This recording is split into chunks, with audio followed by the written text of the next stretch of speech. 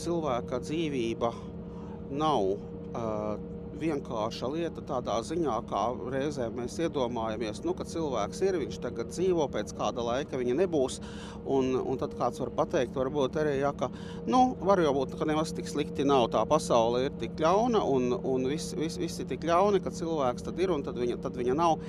Tajā brīdī, kad cilvēks apzinās, ka mēs esam neizdzēšami ierakstīti eksistencē, tas nozīmē, ka mēs nekad vairs nekļūsim par neesošiem. Mēs vienmēr būsim esoši no tā brīža, kā mēs esam parādījušies.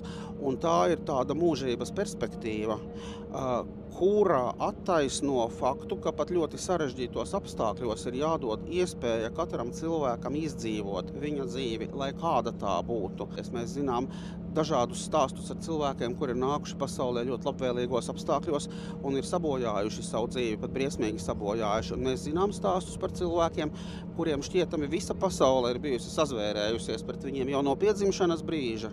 Jā, ir notikušas visdažādākās nelaimes, un viņi ir piepildījuši savu dzīves sūtību un ir palikuši atmiņā kā cilvēki ar īstenotu dzīvi.